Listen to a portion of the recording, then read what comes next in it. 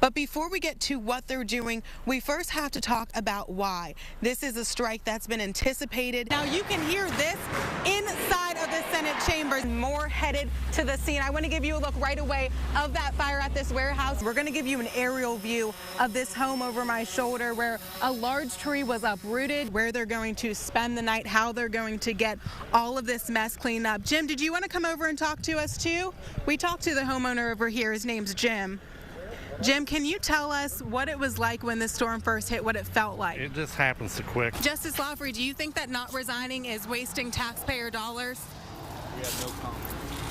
Do you not think that the people of West Virginia deserve an answer to that question? He's facing, as outlined in this federal information, 20 years in prison. We're expecting large crowds today of supporters, but protesters have also made it known they're going to be in attendance as well. News Channel 3's Catherine Robinson joining us live at the Civic Center. It happened pretty quickly. No one even saw it coming in, but I can tell you that this is President Trump's 4th trip to West Virginia. Talk over here so we can hear you a little bit better. Hannah, what's your main reason for being out here? I'm out here for health care. West Virginia voters could be choosing an all-new state Supreme Court come November. Lawmakers just listened to about 7 hours of witness testimony for these impeachment proceedings. Well, Dan, U.S. Attorney Mike Stewart just held a press conference here within the last 30 minutes and talked about how emotional this case has been and the weight it has weighed on the heart of West Virginians. But Justice Lawfrey had no emotion as they read the verdict.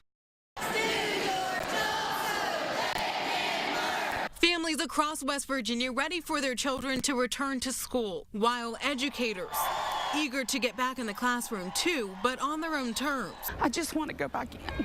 I want to be in there with my kids, but I can't. I refuse to let that happen. As a statewide educator strike heads towards a new week, We're not moving. Hoka Elementary School teacher Kathy Gibson prepares for another week of rallying at the Capitol. This is what we live with. We have perfected this. Friday, educators joined by their students. Students out there, if we don't stand with our teachers, who will stand for us? In the fight to fix PEIA, their public insurance plan, and for better wages. A fight that now has outside community members marching with them. We're just concerned about losing a lot of our young, intelligent people. This is something that's been brewing for a number of years, even when I was still in the field of education. We've always been underfunded and underappreciated. Frank Mace is a retired teacher and principal in Kanawha County. Still, he's been rallying almost all of the last 7 days. They deserve everyone's support for the job that they do. With the threat of another week on strike, educators we spoke to say the rallies here on day 7 only gave them more momentum. Not just teaching history, I'm living history here today. I'm making history. The closing line to this chapter still to be written. We are ready to take her to the end. Miss Martha isn't afraid to admit she likes a man in uniform. So a room full of police officers doesn't get much better than that. It's good to be on the good side of the law.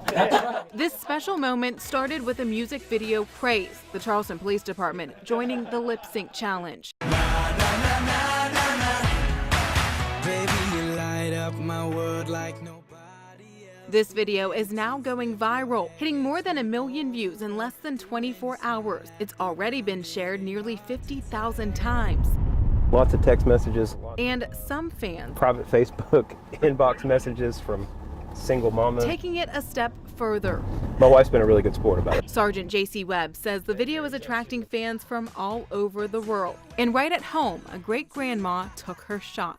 Told her caretaker that she thought a lot of us were very handsome. So with red roses in hand, I can't believe this. This is Have you another? absolutely beautiful. Thank you. some familiar faces surprise her at home. Wait a second. We saved the best for last. This here's Officer Mina.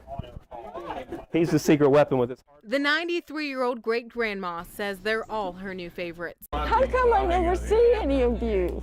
You gotta cause more trouble if you want to see us. Yeah.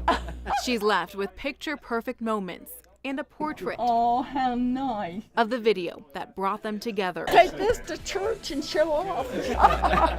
Laced in the laughter, there's genuine thanks. Because you are the best people. You protect us and look after us. Who knew 15 minutes of fame could lead to something as forever as friendship? You be sure you behave. Oh, I'll always behave. Jatara McGee, WSAZ News Channel 3, Charleston.